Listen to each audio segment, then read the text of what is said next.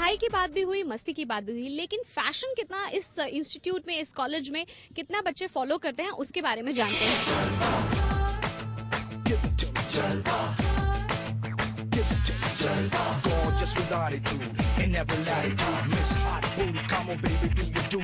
मुझे बताइए कि आपको लगता है कि फैशन आपकी पढ़ाई के साथ साथ उतना ही इम्पोर्टेंट है अपने आप को प्रेजेंटेबल बनाने के लिए? Definitely ma'am, it's groom our personality. और मेरे हिसाब से फैशन वो नहीं है जो कटरीना पहनती है या विपाशा पहनती है। मेरे हिसाब से फैशन वो है जो हम पहनते हैं। वंडरफुल, क्या बात है। आप किस हीरोइन के अगर हम ड्रेसिंग सेंस की बात की जाए, what do you like the most? I like the dressing sense of Katrina, but fashion is whatever which you wear, you should be comfortable in that. And fashion is an ongoing process; it's keep on changing. So whatever we were wearing before, it's a fashion right. आपको लगता है कि अगर हम किसी interview के लिए जा रहे हैं, वहाँ पर अगर हम सलवार कमीज भी पहन के जाएं, या कई बार कहा जाता है कि आपको वेस्टर्न ही पहन कर आना है, so आपको लगता है कि salwar kameez is pretty outdated? नहीं, बिल्कुल नहीं। अगर आप सलवार कमीज ही पहन रहे हो तो उसका एक ढंग होना चाहिए पहनने का। अगर आप इंटरव्यू देने जा रहे हो तो salwar kameez should not at all be like, वो वल्गर नहीं दिखना चाहिए। सो कंफर्टेबल होना चाहिए। ओके, तो इनके हिसाब से फैशन वो है जो कंफर्टेबल होना चाहिए। आइए और लोगों से पूछते हैं कि उनके हिसाब से फैशन के बारे में क्या राय है। Yes ma'am. बताइए, आपके हिसाब से आप किस हीरो का फैशन ट्रेंड फॉलो करते हैं, या फिर आपका कोई अपना एक स्टेटमेंट है? I like the hairstyle of Tom Cruise and I always follow the same style. And तो मतलब इस हेयर स्टाइल रखने से कितनी लड़कियां अभी तक पटी हैं? not exactly ma'am. तो फिर तो टॉम क्रूज फेल हो गए यार।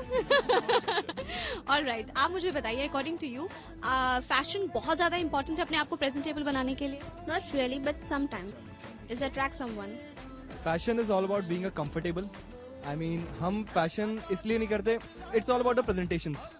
तो आप कौन से हीरो से ज्यादा इंस्पायर हैं, फिर चाहे वो बॉडी बनाने की बात हो या फिर हेयर स्टाइल हो या फिर टी शर्ट नॉर्मल कुछ भी? औरो में ऐसा क्या अच्छा लगा जो आप you want to be born? His hair style is fantastic. आप कौन से हीरो का ज्यादातर स्टाइल फॉलो करना पसंद करते हैं? मैम मेरा तो एक ही हीरो है, शाहरुख खान। कोई ऐसी style which really would like to follow, जैसे अगर वो हर फिल्म में अपना हेयर स्टाइल चेंज करें, तो क्या आप ऐसे हैं कि मतलब हर फिल्म में जब उनका हेयर स्टाइल देखते तो अपने आप को उसमें ढालने की कोशिश करते हैं? जी बिल्कुल, मैं हमेशा उनकी तरह ही दिखना चाहता हूँ और उनकी स्टाइल और उनकी जो अदा होती है और उनकी हेयर स्टाइल और उनका ड्रेसिंग सेंस बहुत अच्छा होता है और वो हर पिक्चर में एक नया कुछ करके दिखाते हैं। इस वजह से मतलब हमें एक ट्रेंड मिलता है और एक फैशन भी सामने आता है कि हम लोग उसको फॉलो करें। वाकई किसी ने सही कहा है, बालों की जो खेती है वो अपने हाथ में है, कुछ भी करो, कोई पंगा नहीं है, क्योंकि फिर चाहे वो शाहरुख खान का स्टाइल हो या फिर John. Ishan institute of management में यहाँ पर पढ़ाई भी है, मस्ती भी है, लेकिन साथ साथ एक और क्लास में अब चलते हैं जहाँ पर डायरेक्टर और स्टूडेंट्स के बीच में जो दीवार है कम्युनिकेशन की, उसको किस तरीके से गिराया जा रहा है, किन बातों से, किन तजुर्बों के साथ साथ आइए उसमें एक नजर डालते हैं और देखते हैं कि उस क्लास में क्या क्या हो रहा है। तो चलिए मेरे साथ। सर, जब आप हमारी उम्र में थे, सर आपका पैशन क्या था? मेरा पैशन इंस्टीट्यूट खोलना था और लिखना था, मैं बहुत लिखता था। सर, आपका रोल मॉडल कौन है? नहीं, मेरे रोल मॉडल अब मेरे स्टूडेंट्स हैं। मैं इन सब के अंदर चाणक्य देखता हूँ, तो मुझे लगता है कि इनको शार्पन करके एक अच्छे सिटीजन्स देश के लिए, दुनिया के लिए पैदा किए जा सकते हैं। आपका लाइफ का सबसे अच्छा मूवमेंट कौन सा था? मेरे लाइफ का सबसे अच्छा मूवमेंट ये अब चल रहा है, क्योंकि मैं एक 15th बैच के साथ इंटरेक्ट होकर बहुत कुछ सीख रहा हूँ। बस जो चेक मिला था एज अ सैलरी आपका, उसका आपने क्या किया था सर? नहीं, उससे मैं पैसे की बहुत दिक्कत में था, तो मुझे ये नहीं पता चला कब सैलरी है और कब खत्म हो गई। लाइफ के सबसे इंटरेस्टिंग मोमेंट हमें बताएं। कॉलेज लाइफ सबसे इंटरेस्टिंग मोमेंट है कि मुझे नकल करनी आती नहीं थी और मेरी इच्छा थी कि मैं अकाउंट्स के पेपर में नकल करूं, तो मैं 2 बुक्स अकाउंट्स की मोटी मोटी उठा के ले गया और टेबल पर रख ली। तो जब प्रिंसिपल चेकिंग के लिए आया, उसने सोचा ये तो कोई बहुत बड़ा डॉन बैठा हुआ है जो खुलेआम 2 किताबें आ रखी हुई हैं। वो बहुत सारे सिक्योरिटी गार्ड्स को लाया और उसने कहा इसको पकड़ो।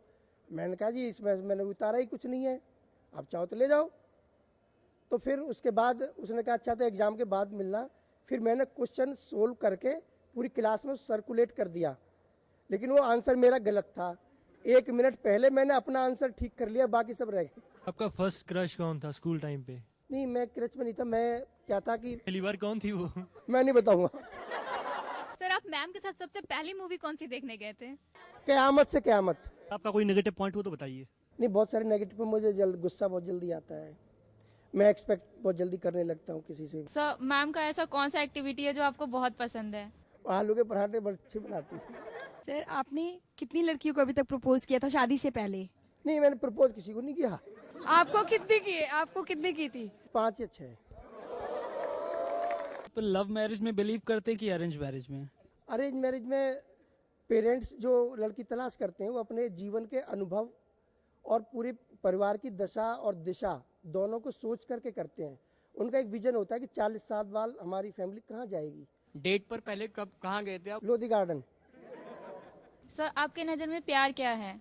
प्यार एक एक्सपेक्टेशंस हैं कि, और प्यार एक रेस्पॉन्सिबिलिटी है। माँ का माँ बाप के बच्चे से प्यार, बच्चे का माँ बाप के साथ प्यार, टीचर का स्टूडेंट के साथ प्यार। सर आपने मैम के लिए सबसे पहला गाना कौन सा गाया था मैम को देखकर? मैंने गाना कभी नहीं गाया ना। मैंने एक गाना लिखा था तो वो कहते कि तुम मुझे पकाओ मत, अपने आप पढ़ो।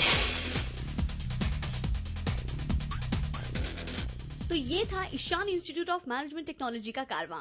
कैंपस की लाइफ से और भी जुड़े कॉलेजेस को एक्सप्लोर करेंगे, लेकिन ये जो कारवां है आज के लिए यहीं खत्म। अब अगले हफ्ते आपसे फिर मुलाकात होगी एक और नई कैंपस लाइफ के साथ। तब तक के लिए गुड बाय।